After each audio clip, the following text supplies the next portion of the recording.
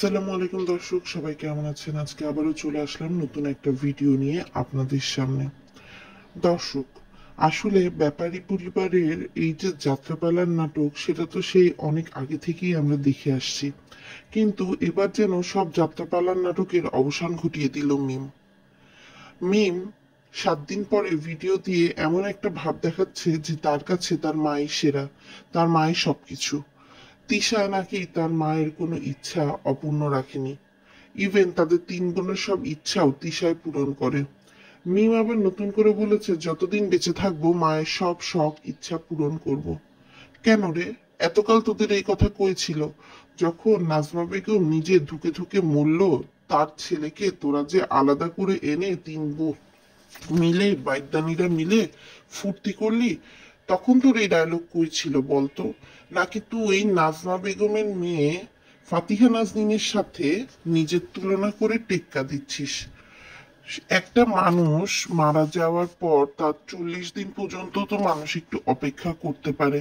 Video দিচ্ছিস দে, সামনে রমজান মাস, একটু ভদ্র সভ্য হ। কিন্তু না, তোদের মধ্যে তো সেই ভদ্র সভ্যতাগিরি নাই রে। এই জন্য তোরা কি করেছিস? তোরা এই জন্য বোরখা দিয়েছে, সেই বোরখা পরে বাপ্পির সাথে তোর যে ঢলাঢলির ছবি, সেই ঢলাঢলির ছবি সহ ক্যাপশন দিয়েছিস 3 বোনের জন্য ঈদের শপিং। সিরিয়াসলি? 3 বোনের জন্য ঈদের শপিং এই একইভাবে লিখে তুই দিয়েছিস? বল, এটা কি কোনো অ্যাঙ্গেলে কোনো কিছুর মধ্যে পড়ে? কোনো কিছুর মধ্যেই কিন্তু পড়ে না। এরপর আমি দেখলাম যে মিম আবদিয়াকে নাকি সে হচ্ছে মারছে, এখন আবদিয়া নাকি সবার সাথে খেলছে। এই কথাটাও সে খুব সাবলীল ভাবে বলল। একটা মানুষ কতটা সাবলীল পর্যায়ে গেলে এই কাজ করে। আর বাপি যে কাজটা ওর মার সাথে করেছে, সে একই কাজ কিন্তু বাবু ওর মার সাথে করছে। তবে হ্যাঁ, বাবু ওর মার সাথে করছে, এটা বিষয় সত্যি কথা বলতে দর্শক আমি কোনো অপোজ করব না। কেননা বাবুর মা কিন্তু আসলে এটাই ডিজার্ভ করে। সে নিজে তার মেয়ে শারমিনকে কি শিখাচ্ছে আপনারা দেখেন। শারমিন খুব নাটক করলো, নারায়ণগঞ্জে দেখালো যে তার প্রাণ ভ্রমরটাই মনে হয় টেনে নিয়ে চলে গেছে। এরপর রাত যখন তাকে শপিং নিয়ে বলল, এই বলল সেই বলল, সে কোনোদিন মা হবে না, এই কথাটা যখন সবার সামনে নিয়ে আসলো, তখনই কিন্তু শারমিন খুব সুন্দর করে টুইস্ট করে সে যে 15 বছর বয়সে নাকি তার মানে অ্যাবর্শন করায় ফেলে সে, কেননা তারা নাজারের বিয়ে করছিল। আগেও কি বিয়ে করছিলিস নাকি লিটনের ফ্ল্যাটে গিয়ে ফুর্তি করছিলিস, আর তারই ফলস্বরূপ যে বাচ্চাটা ছিল সেটাকে অ্যাবর্শন করায় ফেলিস? অ্যাবর্শন করাস নাকি? তোর মা তো ঢাকা মেডিকেলের আয়া ছিল, তোর মা ইম্যাচিউর ওয়েতে মনে হয় গর্ভপাত করায় তোর, যে কারণে ওইটা তোর রয়ে যায়। না তো কেউ যদি প্রপার হসপিটালে গিয়ে অ্যাবর্শন করায়, তাহলে তো অবশ্যই একটা ডিএনসি করে। ডিএনসি করে তো পেটের ভেতরে সবকিছু ক্লিন করে। কিন্তু তোরা তো আসলে এমন কুকর্ম করেছিস যে সেই কুকর্ম ঢাকার জন্য হলেও তোর মাকে দিয়েই হচ্ছে 15 বছর বয়সে ওই গর্ভপাতের কাহিনী করাতে হয়েছে। আর আদেও এটা বাচ্চার বাপ তোর আসল স্বামী ছিল আগে 13 বছর ধরে যার সাথে সংসার করছিস, না কি ছিল কে জানে। শারমিনের কথা মতো তার বয়স এখন 28 চলছে। ভেবেই অবাক লাগে, 40 বছরের একটা মানুষ যদি নিজেকে 28 বছরের পরে পরিচয় দেয়, তাহলে রাজের বয়স মনে হয় 20ও হবে না। এদিকে দর্শক, তানজিলার নতুন নাটক শুরু হয়েছে। সে 8 দিন পর ক্যামেরার সামনে এসে বুঝাতে চাচ্ছে যে তার দাদি তার সবকিছু ছিল। সেটাও বলেছে তার বাপ মা যে শিক্ষাটা তাকে দিতে পারেনি, সেটা তার দাদি তাকে দিয়েছে। পাশে তার হদল কুতকুত মা অর্থাৎ শাশুড়িকে নিয়ে এসেছে, যে শাশুড়ির সাথে আসলে তানজিলের অনেক কন্ট্রোভার্সি ছিল, যেটা নিয়ে আসলে আমরা অতীতে অনেক কথা বলেছি। সেই শাশুড়িও এমন একটা বেকুব মার্কা লুক দিয়ে ক্যামেরার দিকে তাকায় আছে, মনে হচ্ছে সে জোর করে হাসি চেপে রেখেছে। আসলে কিন্তু বিষয়টা তা না। আসলে নাজমা বেগমের বিষয়টা মানে পারলে এরা মরে গেছে দেখে আলহামদুলিল্লাহ বলে, কিন্তু আলহামদুলিল্লাহ তো বলতে পারছে না, তাই এরা বিভিন্ন ভাবে নাটক করছে। তবে তানজিলা এটাও বলেছে যে ফাতিহা আর বাপ্পির মধ্যে যে একটা ক্ল্যাশ লেগে গেছে, একটা যে মারামারি লেগে গেছে, সে বলছে যে আমাদের যে ছোট্ট পরিবারটা ছিল সেটা ভেঙে ছিন্ন বিচ্ছিন্ন হয়ে গেছে। আমি আমার ফুপ্পি বিদেশে থাকে, আব্বুর চেহারার দিকে তাকানো যায় না। তারপর বাড়ির সবাই চলে আসছে, তাতে নাকি তিশার মন খারাপ। তানজিলা কেন চলে আসছে? তানজিলা চলে আসছে তানজিলার ডাক্তার দেখাতে হবে। কেন রে? পাবনা তো কুষ্টিয়ার থেকে আরো ভালো ডাক্তার থাকে। আর তোর বাপের আছে গাড়ি, তোর সৎ ড্যাডির আছে গাড়ি, তুই গাড়িতে করে ডাক্তার দেখায় ব্যাক করবি। সে বলে আমার শ্বশুর শাশুড়ি আছে, আমার সংসার আছে, আমার স্বামী ব্যবসা করে। আমি একটা জিনিস যতটুকু জানি যে মেয়েরা প্রেগনেন্সির এই সময় মার বাড়িতেই বেশি থাকে।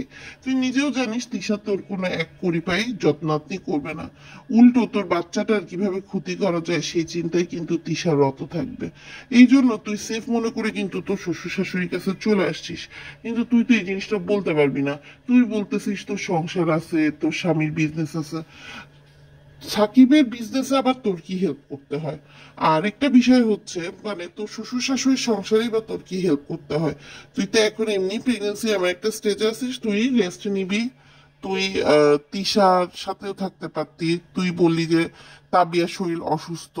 তাবিয়ার শরীর যদি অসুস্থ হতো তাহলে আমরা মিমের ভিডিওতে কিন্তু দেখছি যে তাবিয়া দিব্যি সুস্থ ঘুরে বেড়াচ্ছে। পাপিয়া ইতির ভিডিওতে দেখছি খেলে বেড়াচ্ছে, চিৎকার করে বেড়াচ্ছে। আর তিশার বাপ্পি দর্শক কোথায় গায়েব হয়ে গেছে বলতে পারেন? তিশার বাপ্পি কিন্তু এখন আসলে রেজিস্ট্রি অফিসে ঘুরঘুর করছে। তারা এখন কিভাবে নাজমা বেগমের 100% সম্পত্তি নিজেদের দখলে আনতে পারবে, নিজেদের দখলে এনে বগল দাবা করতে পারবে, তারা এখন সেই চিন্তায় রত আছে। সেই জন্য কিন্তু দর্শক দেখবেন তিশা বাপ্পি কোথাও নাই, কোথাও নাই। এমন কোনো সিঙ্গেল ভিডিও ফুটেজ দেখতে পারবেন না যে তারা আছে। আশেপাশের প্রতিবেশীরা, হিন্দুরা পর্যন্ত নাকি নাজমা বেগমের চলে যাওয়াতে কেঁদেছে। কিন্তু দেখেন নিজের পেটের ছেলে, যে ছেলের জন্য নাজমা বেগম এত লড়েছে, সেই ছেলেই কিন্তু তার পাশে ছিল না। ইভেন সেই ছেলে যদি প্রকৃত হতো তাহলে তার মার স্মৃতি রোমন্থন করে এই কঠিন সময়গুলো পার করত। সে কিন্তু এগুলো কোনো কিছুই করছে না। সে একজন হার্টের রোগীকে দিয়ে দিনের পর দিন পেনশনের টাকা উঠিয়ে বাজার করিয়েছে। সাথে দিয়েছে কাকে? তানকে। সাথে দিয়েছে কাকে? তাবিয়াকে। সাথে দিয়েছে মাঝে মাঝে নিজেও, মানে একাও পাঠিয়েছে তার মাকে। কেন? ফলশ্রুতিতে সে বসে বসে বাজার খাইছে। তার মা যখন তাকে বাজার টেনে দিয়ে গেছে সে তখন রেডিমেড সেগুলো দেখায় ভিউ কামাইছে। আর দেখেন নিজের বাড়িতে যখন নারায়ণগঞ্জে শারমিন ছিল তখন কালো একটা পোশাক পরে মনে হচ্ছিল মহররমের দুঃখ তার মধ্যে ঢুকে গেছে। অথচ এখন দেখেন কালারফুল জামা কাপড় পরে, মেকআপ পরে কি সুন্দর করে সে ঘুরে বেড়াচ্ছে। আবার সে বলে সে রাজের সাথে সংসার করতে চায়। আসলে ভিউ পাওয়ার জন্য এরা যে নাটক করছে, এই নাটকের যে আসলে অবসান কোথায়? পারলে এরা মনে হয় একটা ডিভোর্সের কাগজ প্রিন্ট করে এনে তার মধ্যে সাইন লাগাতেও ভুল করবে না, এমন হচ্ছে এদের অবস্থা দর্শক। তো যাই হোক দর্শক, আজকের ভিডিওটা দেখতে দেখতে এই পর্যন্তই। আবারও নতুন কোনো সময় নতুন কোনো ভিডিও নিয়ে আপনাদের সামনে হাজির হব। আশা করি অতীতেও যেমন আপনারা সাপোর্ট করেছেন তেমনই সাপোর্ট করে আমাদের পাশে থাকবেন। চ্যানেলের বেল আইকনটি বাজিয়ে দিবেন যাতে আমি ভিডিও দেওয়ার সাথে সাথে আপনাদের কাছে পোস্টের নোটিফিকেশন চলে যায়। আজকে এই পর্যন্তই। আল্লাহ হাফেজ।